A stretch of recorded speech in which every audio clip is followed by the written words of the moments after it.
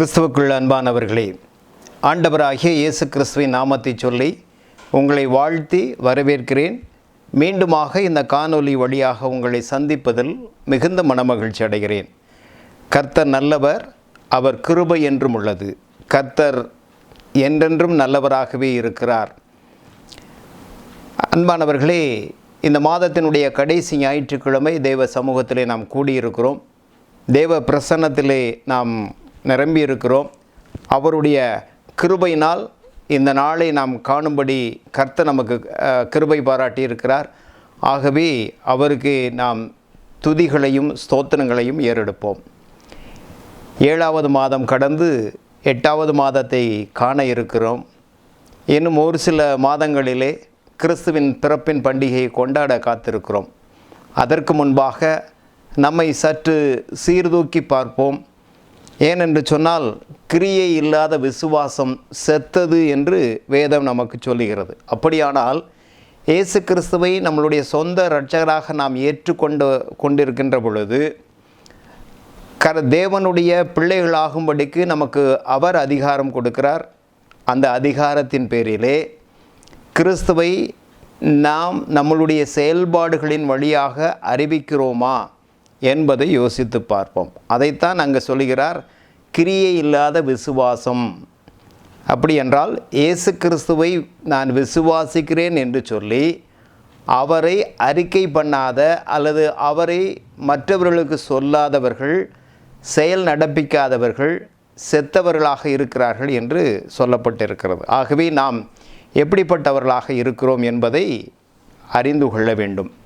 பொதுவாக மக்கள் இந்த உலகத்திலே பாவம் என்பதை பற்றியதான பயமோ அல்லது அதை பற்றியதான அழுத்தமோ இல்லாமல் இருப்பதை நாம் பார்க்கிறோம். காரணம் என்னவென்றால், பாவத்திற்கு ஏற்றாற்போல ஏதாவது ஒரு பரிகாரத்தை செய்துவிட்டால் சரியாகிவிடும் என்ற ஒரு மனப்போங்கிற்குள்ளாக, ஒரு பழக்கத்திற்குள்ளாக வந்து விட்டார்கள். ஆனால் கிறிஸ்தவர்களாகிய நாம் பாவத்தை குறித்து என்ன நினைக்கின்றோம்?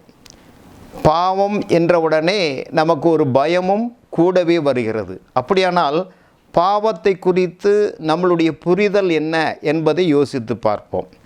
நாம் என்ன நினைக்கிறோம் என்று சொன்னால், நம்மளுடைய மனசாட்சிக்கு எவையெல்லாம் தவறாக தெரிகிறதோ அவைகளெல்லாம் பாவம் என்று நாம் நினைக்கின்றோம். இது ஒரு வகையில் சரிதான் என்று நாம் நினைக்கலாம். உதாரணமாக நான் சொல்ல வேண்டுமானால், சிகரெட் குடிப்பது, சினிமா பார்ப்பது, மற்ற களியாட்டங்களை செய்வது, இவைகளெல்லாம் நம்மளுடைய மனசாட்சிக்கு தவறு என்று தெரிகிறது. ஆகவே அவை பாவம் என்று சொல்லி நாம் நினைத்து கொண்டிருக்கிறோம். அப்படியானால் இன்னும் பாவத்தை குறித்து சரியான புரிதல் நமக்கு இல்லை என்பதுதான் இதன் மூலமாக தெரிகிறது. ஆகவே இந்த நாளிலே பாவத்தை குறித்ததான சரியான புரிதலோடு நாம் பாவம் என்னவென்று அறிந்து கொள்வோமேயானால் பாவத்திற்கு விலகி நம்மை பரிசுத்தமாக வாழ்வதற்கு ஆயத்தப்படுத்த முடியும் என்பதிலே சந்தேகமில்லை. ஆகவே இந்த நாளிலே நான் கொண்டிருக்கிற தலைப்பு பாவம். இந்த தலைப்பின் கீழாகத்தான் நாம் சிந்திக்கும்படி அழைக்கப்பட்டிருக்கிறோம். நான் ஏற்கனவே சொன்னது போல, நம்மளுடைய மனசாட்சிக்கு எவை தவறென்று நினைக்கிறோமோ அவற்றை பாவம் என்று சொல்லி நாம் பட்டியலிட்டு கொண்டிருக்கிறோம். ஆனால் பாவத்தை குறித்து நம்மளுடைய கருத்துக்களை விட தேவனுடைய கருத்து அல்லது தேவன் என்ன நினைக்கிறார் என்பதே முக்கியமாக இருக்கிறது. நம்மளுடைய கருத்து அல்ல, தேவன் என்ன நினைக்கிறார் என்பது தான் பாவத்தினுடைய ஒரு முக்கியமான காரியமாக இருக்கிறது. நான் உதாரணமாக ஒன்றை உங்களுக்கு சொல்ல வேண்டும். ஒரு கோர்ட்டிலே ஒரு வழக்கு நடைபெறுகிறது. அந்த வழக்கு நடைபெறுகின்ற பொழுது பிரதிவாதிகளினுடைய வாதங்களை எல்லாம் கேட்கிறார்கள். பின்பாக நீதிபதி தனது தீர்ப்பை சொல்கிறார். தீர்ப்பை சொன்னது நீதிபதியினுடைய தீர்ப்பு தான் அங்கு முக்கியமாக காணப்படுகிறது. பிரதிவாதிகளோ அல்லது குற்றம் சாட்டப்பட்டவர்களை பற்றி ஒன்றுமில்லை. நீதி சொன்னவர்களுடைய நீதிதான் அங்கு முக்கியமாக காணப்படுகிறது. அதை போலத்தான் நாம் என்ன நினைக்கிறோம் என்பதல்ல, தேவனுடைய எண்ணத்தில் என்னவாக இருக்கிறது என்பதை அறிந்து கொள்வதுதான் பாவம் என்பதை, பாவத்தை பற்றி தேவன் என்ன நினைக்கிறார் என்பதை நாம் புரிந்து கொள்ள வேண்டும்.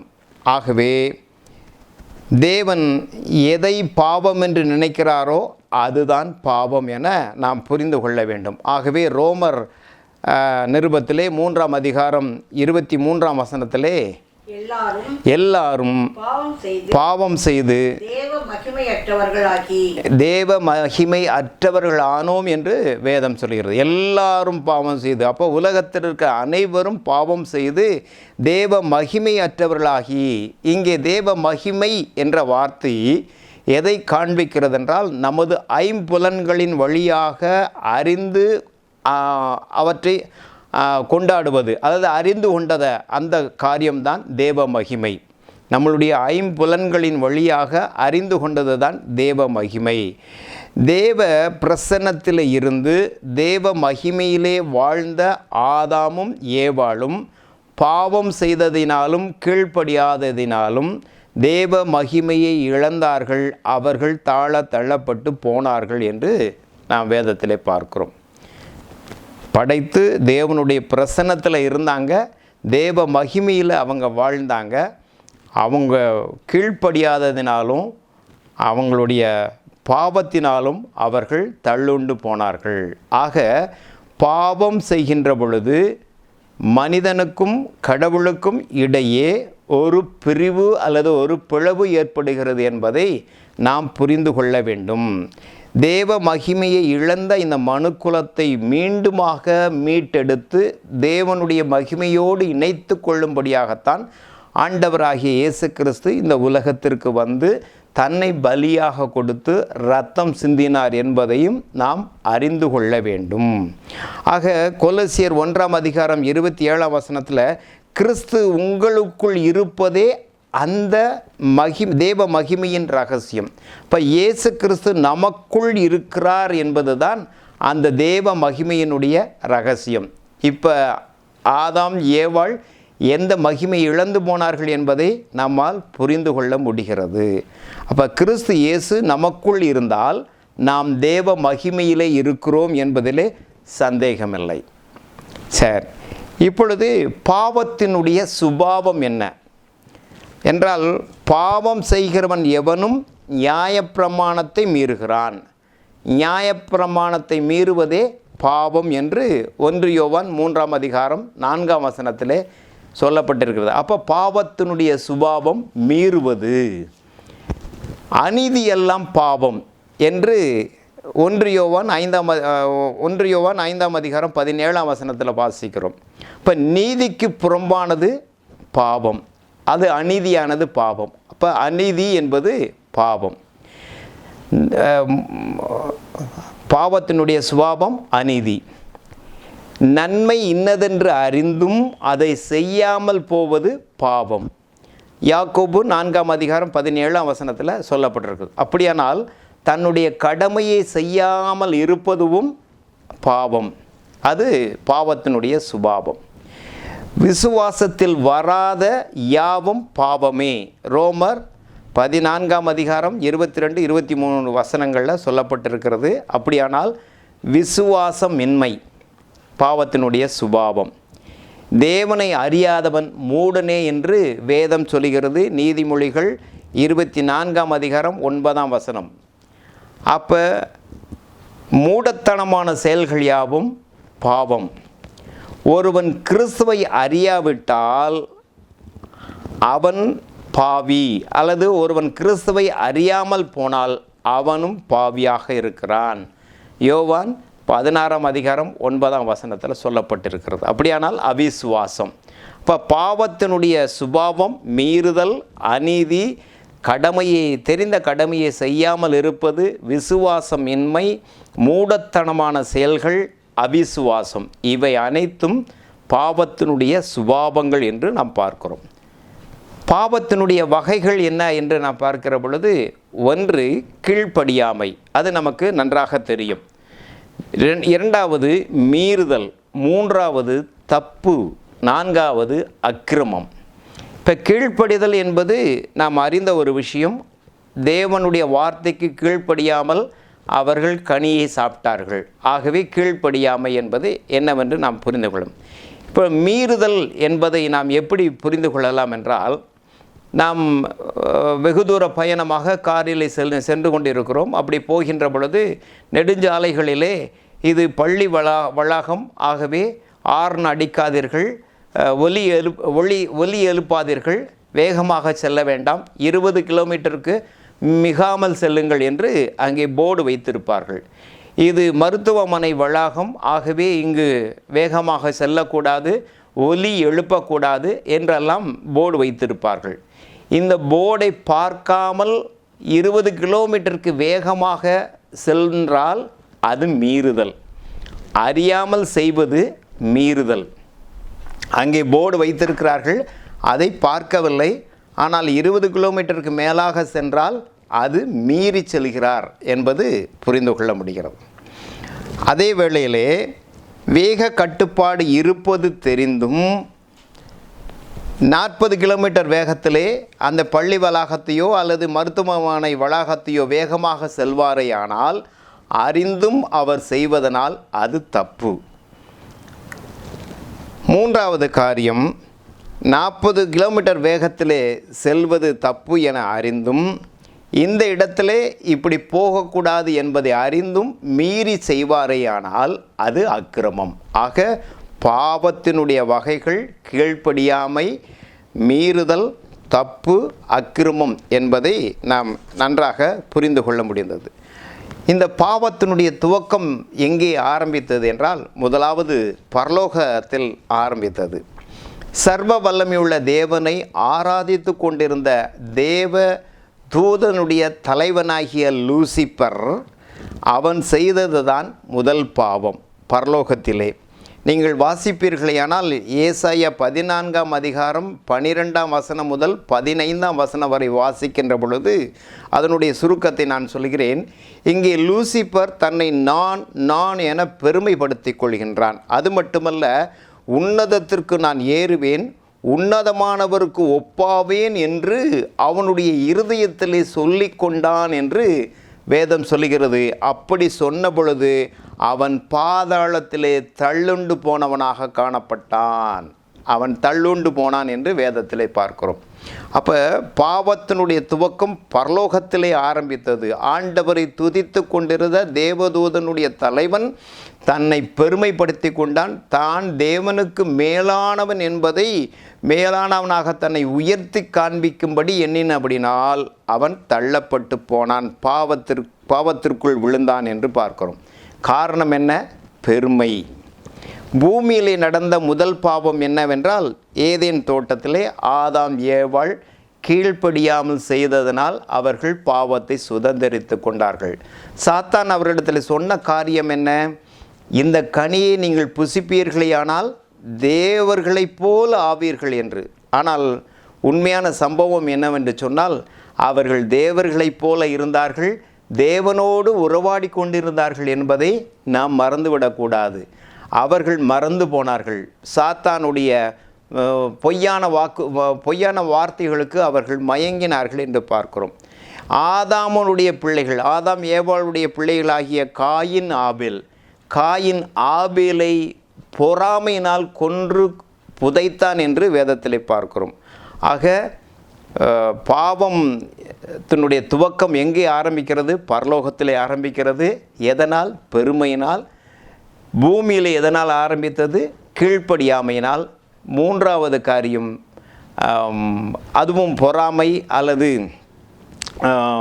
அது பொறாமை என்று நாம் வேதத்திலே பார்க்கிறோம். ஆக யாக்கோபு 3ஆம் அதிகாரம் 16ஆம் வசனத்திலே சொல்லுகின்ற பொழுது, வைராக்கியம் என்றால் பொறாமை, விரோதமும் எங்கே உண்டோ அங்கே கலகமும் சகலவித துர்ச்செயல்களும் உண்டு. சகலவித துர்ச்செயல்களும் அங்கே உண்டு. இப்போ வைராக்கியம் எங்கே இருக்குதோ, பொறாமை எங்கே இருக்கோ, விரோதம் எங்கே இருக்கோ, அங்கே என்ன இருக்குமோ சகல விதமான துர்ச்செயல்களும் அங்கே உண்டு என்று வேதத்தில் பார்க்கிறோம். இப்படிப்பட்ட பாவத்திலிருந்து நம்மை பாதுகாத்து கொள்ளும். அப்போ பாவம் என்னவென்று நாம் புரிந்து கொள்கிறோம், பாவத்தினுடைய சுபாவம் என்னவென்று புரிந்து கொள்கிறோம், பாவத்தினுடைய வகைகள் என்னவென்று புரிந்து கொண்டோம், பாவம் எங்கே துவங்கியது என்பதையும் நாம் அறிந்து கொண்டோம். அப்போ இவற்றிலிருந்து நம்மை பாதுகாத்து பரிசுத்தமாய் வாழும்படியாக நாம் அழைக்கப்படுகின்றோம். இந்த பாவம் நமக்குள் எப்படி வந்தது என்று நாம் பார்க்கின்ற பொழுது யாக்கோபு நிருபம் 1ஆம் அதிகாரம் 14 மற்றும் 15 வாசிக்கின்ற பொழுது, அவனவன் தன் தன் சுய இச்சையினாலே இழுக்கப்பட்டு சிக்குண்டு சோதிக்கப்படுகிறான். பாருங்க, கடவுளை குற்றம் சொல்கிறதுல ஒரு பிரயோஜனம் இல்லை. சோதனை வந்துடுச்சு அப்படின்னா உடனே ஆண்டவரே என்னை சோதிக்கிறீங்க, ஆண்டவரே என்னை சோதிச்சிட்டான்னு நம்ம சொல்கிறதுக்கு வாய்ப்பே கிடையாது. ஏனென்றால் அவன் தன் தன் சுய இச்சையினால் இழுப்புண்டு பாவத்திலே அவன் விழுகிறான். பாவம் என்ன செய்யுது? அது பலப்பட்டு கடைசியில் அது மரணத்தில் கொண்டு போய் விடுகிறது என்று வேதத்திலே நாம் பார்க்கிறோம். அன்பானவர்களே, ஒருவன் பாவம் செய்கின்ற பொழுது அவன் தேவனை விட்டு அவன் தூரப் போகிறான். அந்த தூரத்தை, அந்த இடைவெளியை நிறைவேற்றுவது இயேசு கிறிஸ்துவால் மாத்திரமே முடியும் என்று வேதம் சொல்கிறது. ஆகவே தான் இயேசு கிறிஸ்துவனுடைய இரத்தம் சகல பாவங்களையும் நீக்கி நம்மளை சுத்திகரிக்கும் என்று வேதம் சொல்கிறது. நானே வழி, நானே வாசல், என் வழியாய் உட்பிரவேசிக்க வேண்டும் என்று ஆண்டவர் சொல்வதை நாம் பார்க்க முடிகிறது. அன்பானவர்களே, ஆகவே நம்மளுடைய ஒவ்வொரு நாள் வாழ்விலும் இயேசுவோடு கூட இருக்கக்கூடிய உறவு அது தொடர்ந்து கொண்டே இருக்க வேண்டும், பலப்பட்டு கொண்டே இருக்க வேண்டும். இயேசு கிறிஸ்துவும் தன்னுடைய தந்தையோடு உள்ள உறவிலே அவர் அனுதினமும் பலப்பட்டவராக இருந்தார் என்று வேதம் சொல்கிறது. இங்கே மார்க்கு நற்செய்தி நூல் 1ஆம் அதிகாரம் 35ஆம் வசனத்திலே அங்கே அநேக அற்புதங்களை அடையாளங்களை செய்துவிட்டு அதிகாலை இருட்டோடு எழுந்து அவர் வனாந்தரமான ஒரு இடத்திற்கு தனியே சென்று ஜெபிக்கும்படி போனார் என்று வேதம் சொல்கிறது. காரணம் என்ன? பிதாவோடு தன்னை தொடர்பு படுத்தி கொண்டிருந்தார் என்று நாம் பார்க்கிறோம். கெத்செமனே தோட்டத்திலே அவர் தன்னுடைய மரணம் வரப்போகிறது என்பதை அறிந்து, தனக்கு மரணம் வரப்போகிறது என்பதை அறிந்து அவர் ஜெபித்தார். துக்கத்தோடு வேதனையோடு ஜெபித்தார். அப்பொழுது அவருடைய வியர்வின் துளிகள் இரத்தத்தின் பெரும் துளிகளாக விழுந்தது என்று வேதம் சொல்லுகிறது. காரணம் என்னவென்றால், தன்னுடைய சிலுவை மரணத்திலே பிதாவோடு இருக்கக்கூடிய தொடர்பு துண்டிக்கப்படுகிறது அல்லது தொடர்பு இல்லாமல் போகிறது என்பதை உணர்ந்து அப்படிப்பட்ட வேதனை உடையவராக அவர் ஜெபித்தார் என்று பார்க்கிறோம். அதேபோல் சிலுவை மரணத்தின் போது அவர் தன்னுடைய பிதாவோடு கூட அந்த தொடர்பு துண்டிக்கப்பட்டபடினால், என் தேவனே ஏன் என்னை கைவிட்டீர் என்று வேதனையோடு கூட சொல்லக்கூடியவராக இருந்தார் என்று நாம் பார்க்கிறோம். நாமும் நமது அனுதின வாழ்விலே ஆண்டவரோடு இருக்கக்கூடிய உறவு எப்படிப்பட்ட உறவாக இருக்கிறது? ஆண்டவரோடு நெருங்கி பழகுகிற உறவாக இருக்கிறோமா என்பதை நாம் யோசித்து பார்ப்போம்.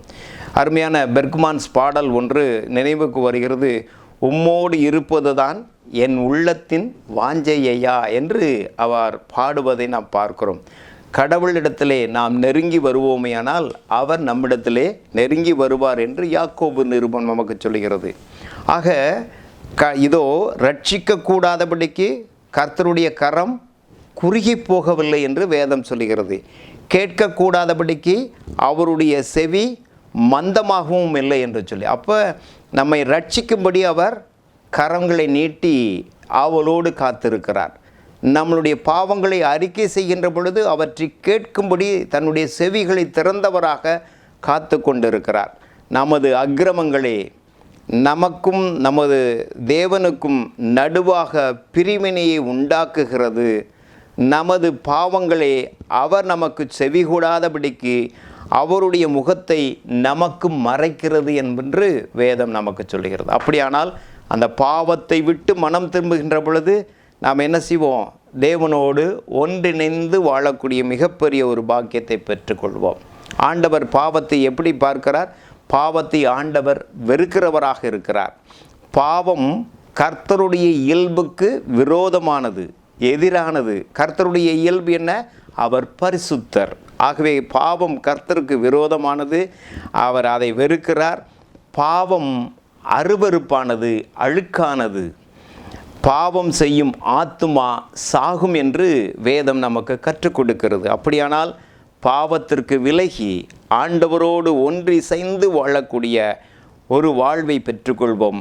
கர்த்தரை தவிர வேறு ஒருவருக்கும் நாம் இடம் கொடாதபடிக்கு நம்மை காத்துக்கொள்வோம். அப்படி காத்துக்கொள்கின்ற பொழுது நித்திய வாழ்வுக்குள்ளாக நாம் வழி நடத்தப்படுவோம் என்பதிலே சந்தேகமில்லை. ஜெபம் செய்வோம். நல்ல தகப்பனே, அருமையான வேளைக்காக ஸ்தோத்திரம். அடிப்படையிலேயே நாங்கள் பாவத்தை குறித்து சரியாக புரிந்து கொள்ள வேண்டும் என்று சொல்லி இந்த நாளிலே எங்களுக்கு கற்றுக் கொடுத்திருக்கிறீர். இந்த கற்றுக்கொண்ட பாடத்தை நாங்கள் மனதில் இருத்தி கொள்ள கர்த்தர் உதவி செய்தார். நீர் எவற்றை பாவம் என்று கருதுகிறீரோ அவைகளெல்லாம் பாவம் என்பதை உணரவும், பாவத்தினுடைய சுபாவம் என்ன, அதனுடைய வகைகள் என்ன, எவ்வாறு பாவம் மனிதனுக்குள் வந்தது, எங்கே முதல் துவக்கம் என்பதையெல்லாம் நாங்கள் புரிந்து கொண்டோம். ஆகவே அவற்றிலிருந்து நாங்கள் விலகி தேவனோடு வாழ்வதற்கு உம்மோடு ஒவ்வொரு நாளும் உறவாட எங்களுக்கு உதவி செய்ய வேண்டுமாய் நாங்கள் செபிக்கிறோம். பாவத்திற்கு விலகி தேவ மகிமையிலே நாங்கள் நிறைந்திருக்க எங்களுக்கு உதவி செய்ய வேண்டுமாய் செபிக்கிறோம். இந்த வார்த்தைகளை கேட்கிறோம், அது ஜனங்களை ஆசீர்வதிக்க வேண்டுமாய் செபிக்கிறோம். அநேகருக்கு இது பிரயோஜனமாக இருக்க கர்த்தர் உதவி செய்வராக. ஆண்டவரே, உமக்கு ஸ்தோத்திரம், துதி, கன, மகிமை எல்லாவற்றையும் உமக்கு ஒருவருக்கே செலுத்துகிறோம். மீட்பராகிய இயேசுவின் நாமத்தில் ஜெபிக்கிறோம் எங்கள் நல்ல பிதாவே, ஆமென். கர்த்தர் தாமே இந்த காரியங்களை ஆசீர்வதிப்பாராக. ஆமென்.